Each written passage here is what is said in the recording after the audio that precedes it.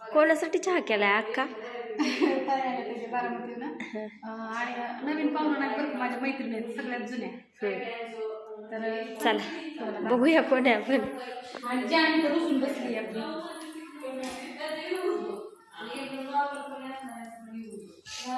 बऱ्यापैकी चांगला असतो. कोण आले त्यांना स्पेशल चहा ओळख करून दे की तुम्ही सांग दे नक्की. जुनी मैत्रिणी सांगा की तुमची जुनी मैत्रीण आहे माझी. आमचं वर्कशॉप आहे ना. किती वर्ष होत आहे तुमच्या ह्याच्यात? 6-7 वर्ष होते. 6-7 वर्ष माझ्या नवऱ्याला ह्यांच्या मिस्टरांनी ह्यांनी सांभाळून घेतलं.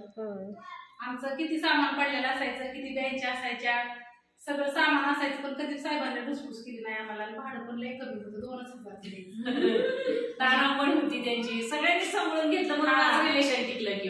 हा आपण माझ्या दिदीचा बर्थडे असू दे आणि मी त्यावेळेस पण गरीब होती पण ताईंनी कधीही असा त्यांचा मोठीपणा दाखवला नाही. तेव्हापासून मला समजून घेतलंय ते आतापर्यंत त्या हाय अशाच राहिल्या, त्या कधीच बदलल्या नाही. ते म्हणजे त्या इतक्या मोठ्या आहेत, इतकं त्यांचं चांगलं पण त्यांचं पाहिजे जमिनीशी ज्यावेळेस माणूस जमीन होतो ना तेच माणूस त्या मला पाहिलं पाहिजे की त्यांना म्हणजे लय दिवसापासून ओळखतात ते मला. त्याच सांगते काय लय दिवसापासून त्यांना ओळखते. फार कष्टातून त्यांनी आज जे आहेत ते त्यांच्या कष्टाने आणि यश मिळवले. ते त्यांच्या फार कष्टाने इमानदारी त्यांचा एकमेव राहिलेली. नवरा बायको जे पण आहे इमानदारीत कष्ट करणं आपापल्या मार्गाने निघणं. तुझं तुझ्यापाशी माझं माझ्यापाशी चलो. आणि एकमेकांना सांभाळून घेतलं म्हणून आज रिलेशन टिकलं ना. नाहीतर काय टिकते.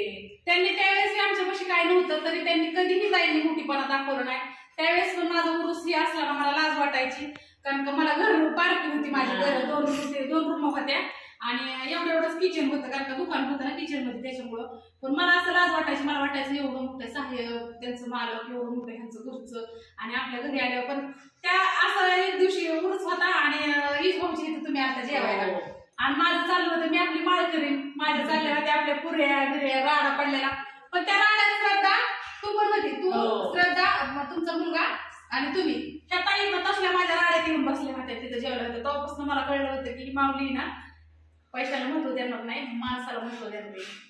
तेच महत्वाचं. असं छोटे छोटे पॉईंट आहेत ना तुम्हाला सांगते मी. तेव्हापासून हे केलेलं आहे म्हणजे असं डोक्यात ठेवलेलं आहे की आपण किती मोठं झालं ना तरी ह्यांच्यासारखं राहायचं.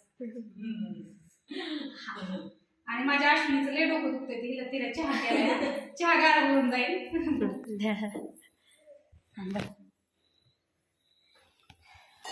कुठे गेलं ताई? तुम्ही नाही घेतला चहा? घेते की तिथं दुखतंय डोकं. काल मरणाची नटली होती.